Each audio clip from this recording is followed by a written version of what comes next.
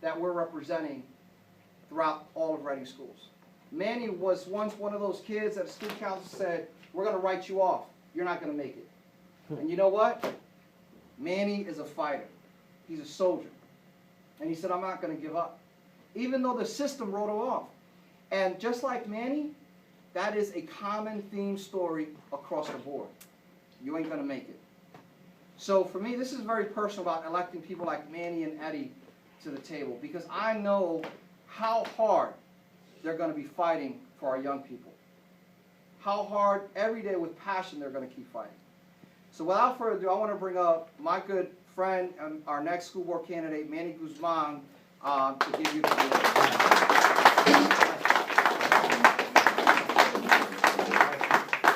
Wow, thank you guys very much for coming out tonight. Words cannot describe how heartwarming it is to see everybody here tonight.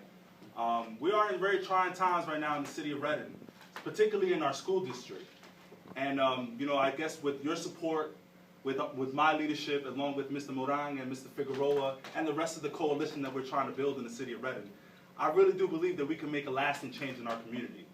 Mr. Twyman, nice to see you as well. He's also running for the Reading School Board as well. So I wanted to give him a shout out. I befriended him on Facebook the other day.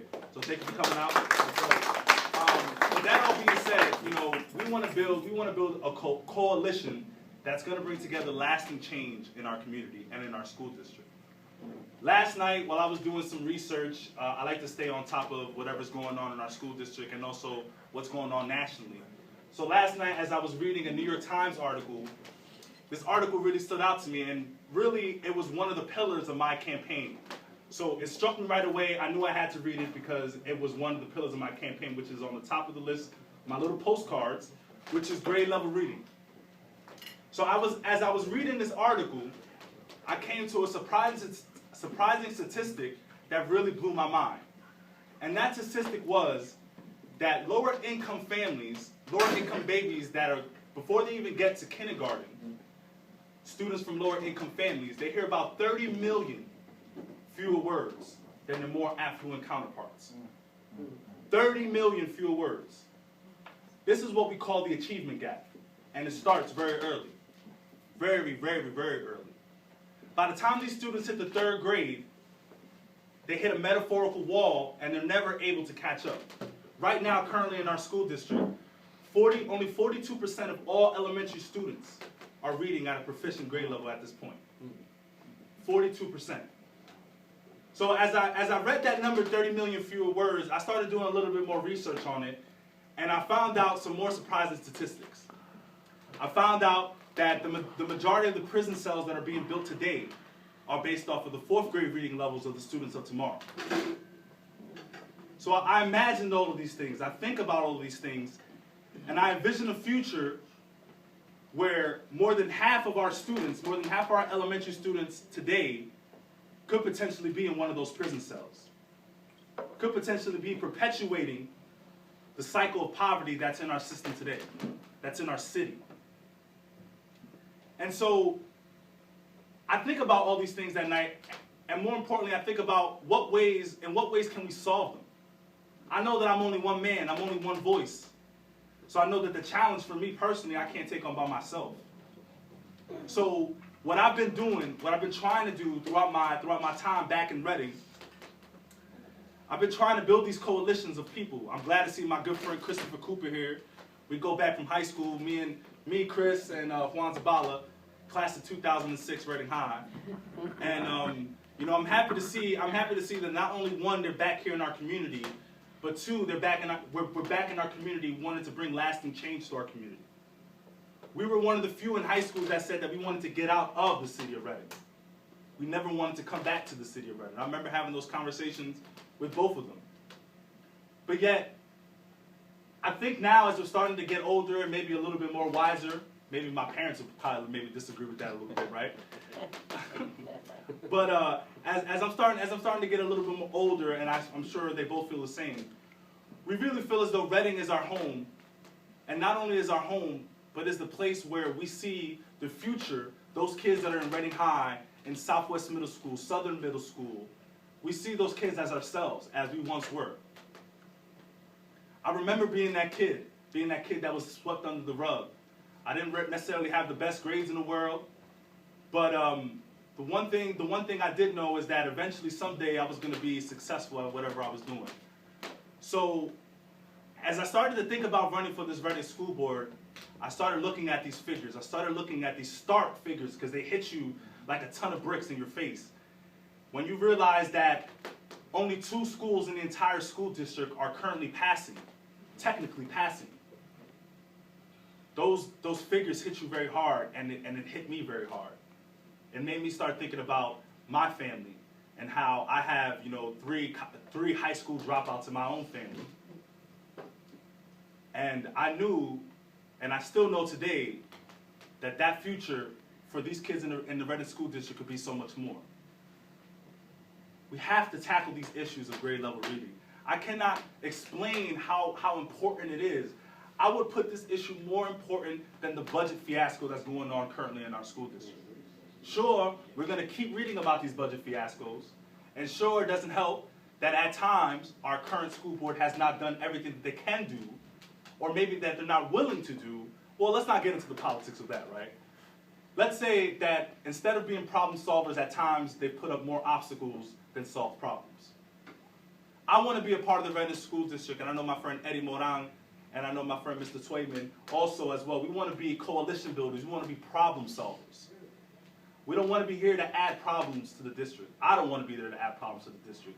That's in the past too. I'm worried about the future.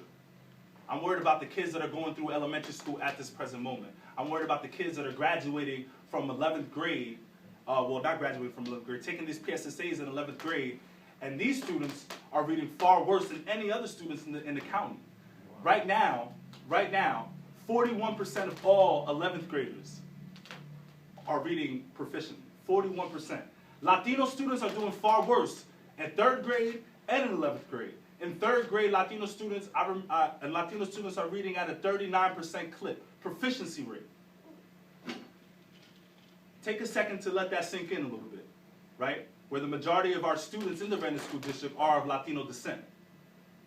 Now take into effect where only 39% of those students are reading at grade level. 39%, the vast majority of them that are perpetuating the cycle of poverty to come in our city, that are filling our jail cells, that are becoming the things that we do not want in our community. If we really want to compete on a global scale, if we want our children to be global citizens and able to compete with children from China, from Japan, from Finland, from Denmark, we have to be willing to raise our academic standards, and we have to be willing to fight them dead on. We can't rush away from these problems. We have to be willing to tackle them dead on. And like I've been saying, no other problem is more important than grade level reading, because it's an economic indicator of where a person is going to be for the rest of their lives. By the 3rd grade, metaphorically speaking, they hit a wall, and like I said, they're never able to catch up. By the time they hit the 6th grade, the differences between them and their more affluent counterparts are years. We're not talking months, we're talking years. So, I want to leave you guys with this. What can each of us do in this room today? And here's a challenge that I want to challenge to everyone in this room. What can we do to change our little slice of Reading in our own individualistic way? How are we going to change Reading? We can do it in many different ways. Each of us has many different talents that we can use collectively to solve this problem. My path, my guide has been to run for a seat on the Reading School Board, because I believe that my small voice can make a great difference in our community. But for other people, that might be different. For Mr. Melendez, he's running for council president. So that's how he wants to change his little slice of Reading. Right? For Mr. Moran, for Mr. Twayman, we have these visions of being on the Reading School Board and being able to change our little slice of Reading. But my challenge to you, everyone in this room, is how are you going to help change your little slice of Reading? If you think of it as a collective, we have a collective pizza pie, right? And so right now it's bubbling in the oven. And sooner or later we're going to be ready to serve it, right? So what are you going to do to contribute to that piece of pizza? Or that piece of apple pie, or peach pie. I like pumpkin pie. But I'm a big pumpkin pie fan. So it's really about us getting together collectively. Like I've been saying earlier, and like Mr. Morang and like Mr. Twayman and like Mr. Melendez have been saying throughout their campaigns, we are only one voice. That is very true. But collectively, we can make lasting change. Collectively, if our voices unite, and while we may agree at times, there will be times that we will disagree. And frankly, that might be more times than not, right? With the way city politics is going on today. But at least our politicians should have the understanding that as long as we can talk with each other with open ears and an open mind, there is some consensus that we can come to.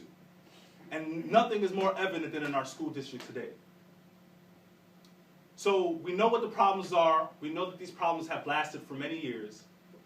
So now the time is to finally solve them. And I believe that I'm that leader to help solve those problems, and I need your support moving forward to help me realize that dream.